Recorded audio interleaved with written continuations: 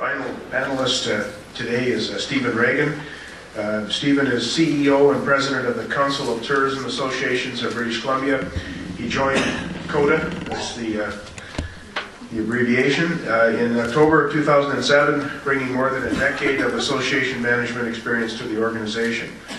Stephen has been a catalyst for advancing the idea of a province-wide accessible tourism initiative and was instrumental in the establishment of both a Lower Mainland Tourism Roundtable and a provincial destination marketing organization roundtable. And I would like to say, as Minister of Tourism in the province, that this organization, the Council of Tourism Associations of BC, is a very, very constructive organization. They're a big reason why we were able to have this partnership between the industry and government. So please help me welcome Stephen Regan.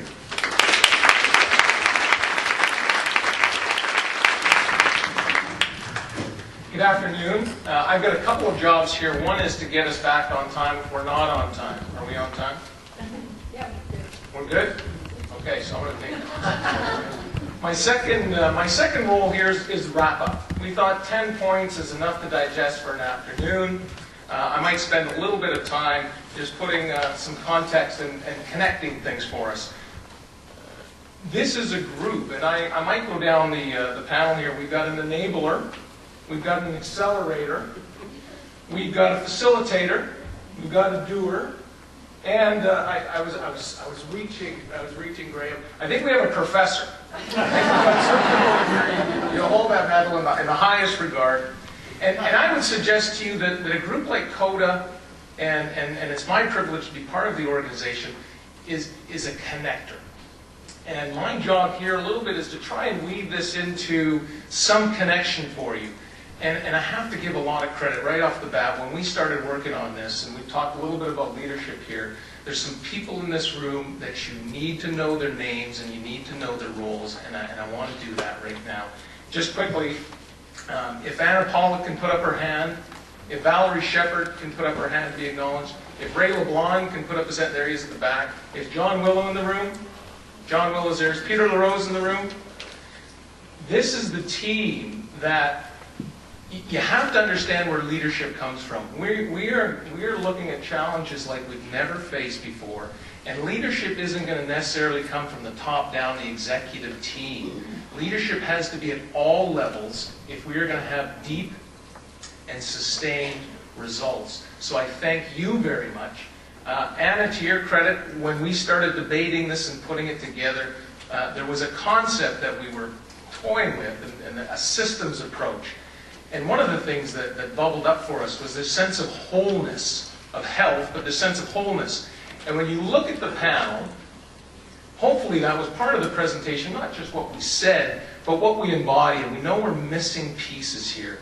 We know we're missing NGOs that have an environmental mandate. The David Suzuki Foundation has come up very strong for us as a group. We want to connect with, the academic community. Again, very strong connections to students. I know Jeffrey Bird is here with some of the colleagues from his course. And that's where the leadership has to be. It has to be redefined as everywhere in the system. We are dealing with an elephant here, an elephant and the blind man, to use that, and we're all looking or touching different pieces of this. When you cut an elephant in half, you don't get two small elephants. You get a mess. And what we're trying to do here is to make sure that the tourism industry, as we grapple with this, that we work through that complexity. And the complexity that Graham is talking about and that Dave Butler is so schooled in, it's not the usual complexity we like to deal with in building a clock that we can do really well in our economy. All the gears have a specific function, they fit together really nicely. And there's a lot of complexity, a lot of details that go into constructing that clock. What we're dealing with here is dynamic complexity. Things change over time. There are delays built into the cycles. We're dealing with climate change here now. Many of the pieces that got us down this path were decades ago by other leaders, by other communities in different times and different places. And we're seeing the impacts of those in the polar regions, in areas of BC where the pine beetle is absolutely devastating the forest and threatening communities. So our role here a little bit is to embody that wholeness, that connection, and CODA's role more than anything else is to try and humbly serve the tourism industry in BC to connect. If you look in the name of the organization, we're a Council of Tourism Associations, and I was smiling this morning, or in the earlier session, is Ronald still here? I think there's a Sustainable Tourism Stewardship Council that's in the work. Are you here, Ronald? 8 years in the process trying to shape that council, and you're still working on it.